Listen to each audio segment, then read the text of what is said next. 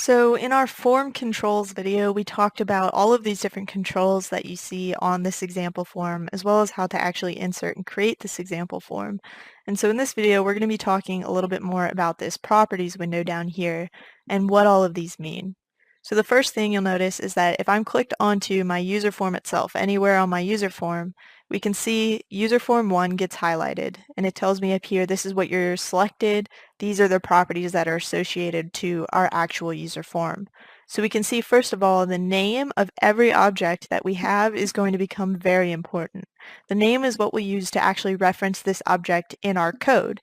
So if we wanted to, for example, open up this form, we would need to know the name of this form in order to do that. Or if we wanted to find out what the user entered into this text box, we would need to know the name of this text box to do that. So we'll start with our user form, and we'll go ahead and call this the add employee form. And again, you probably want to avoid using spaces or special characters or anything like that in your names. It's not something that VBA handles particularly well, so it's generally best to avoid spaces and special characters. Caption is also going to be very important. This is what's actually going to show up in this blue bar right here. So it's not the name of your form, but you typically want it to be pretty close. So we'll say add employee, and we can see up here the caption of my form has changed to match. Now, on your actual form itself, you do have some font controls that you can enter. Font and forecolor will be the default color of that font. So if we just click on the three dots to the right of font really quick, we can see we can change the type of font. We can change whether it's bold or in italics or anything like that. We can change the size of the font. So if we change this on our form, this will be the default that everything we enter onto our form will follow this font structure. You can also change the font of each individual object. So if I click onto my label, for example, and then I go into my font property, and let's say we make this a little bit bigger and we make it bold, and I click OK, we can see just this particular label will update to match our new font that we just specified in our properties. Another couple of properties you'll want to pay attention to on your actual form itself is the show modal property down here. Now, when this property equals true, that means that your user form is modal, which means whoever's using this form has to close out of this form before they can interact with anything else in your Excel file. If we change this to false, it means the user can actually toggle back and forth between this form and your Excel sheet, or this form and different forms, without having to actually close out of this particular form. So generally, this stays on true. You don't want the user to accidentally lose this form or forget that they have it open and it gets hidden behind other objects in Excel. So typically you want to leave this on true. But if your form requires the user to go reference a couple of cells in your Excel file, or if you need two forms open at the same time, you'd want to change the show modal property to be false. Another thing you might want to pay attention to is controlling the background color of your actual form, which you can do with this back color property here. So we could change this back color to be whatever we want. So we could change it to be inactive border, for example, and you can see the whole form turns this kind of light blue color. And we can change this to be whatever color we want if there's a particular color or something that you're looking for.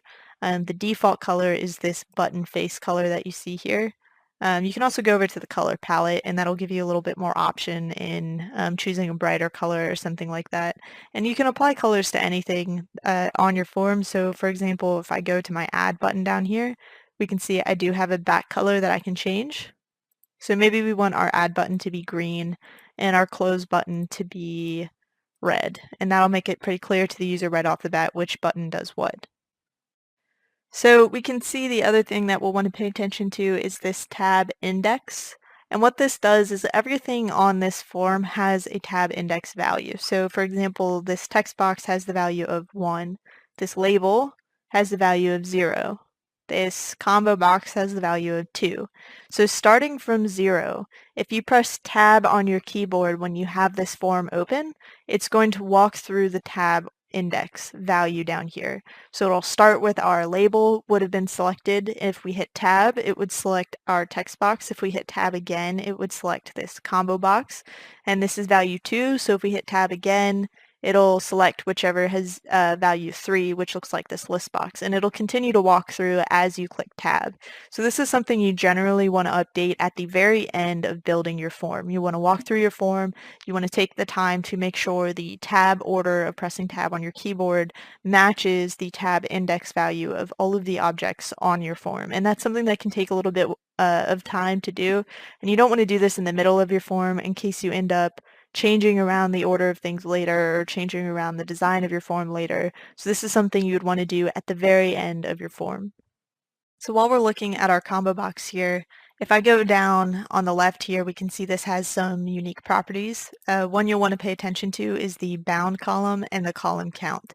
Now what this means is we can actually have multiple columns show up when we click on this drop-down arrow. So maybe you're picking the role in this particular box. So maybe 3 or 4 of your roles are all managerial roles, whereas a couple of your other roles might just be regular employee roles. So when you click this drop down, you might want to clarify what each role is. So maybe you have manager of design, and then you have manager of production, and later on you just have regular design role and a regular production role. And so what this means is when we click on this drop down menu, we can show both of those columns at the same time. So we can change this column count to be whatever we want it to be. If you want to show 10 columns, you could show 10 columns. The bound column chooses which of those columns will actually become the value that's stored into this combo box. So if we're only showing one column, obviously that first column is going to be our bound column. Whatever we select is going to be the value of the combo box. But if you're showing 10 columns, you might want to clarify you actually want to store the value that's in the third column or in the fourth column that you select. So bound column and column count can both be very important. We can also look at locked and visible down here at the very bottom. And visible is something that will show up on all of your objects. Locked will show up on most of your objects. So what locked does is it actually changes the interaction of this object to be completely locked or unlocked. So if we put true, for example, the user actually won't be able to change what the value of this combo box is. They won't be able to interact with it. They won't be able to select anything. But if we make this false, the user will be able to interact with this and select whatever object they want to. Same with the visible. And this again is pretty self-explanatory. Things are either visible or they're not visible. So if we change this to false, then when we load this form, the user won't even see this combo box. It'll be completely off, the screen. It won't be visible to them at all. But if it's true, they will be able to see this combo box. So this is the typical sort of value with locked and visible that you might want to change with your toggle button. So you might want to toggle on, and that would maybe change the visibility property of this combo box to be true, and maybe it would unlock this text box or something like that. And if you untoggle, you might hide this and lock this again. So this is something that you can change in the VBA. You typically want to leave these as true for visible and false for locked so that your user can actually interact with all of these controls that you've created. But it is helpful to know that those exist and you can change them later on if it ever becomes relevant. So in this video, we talked a little bit about this properties window and some of the main properties you might want to pay attention to as you're going through and building this form.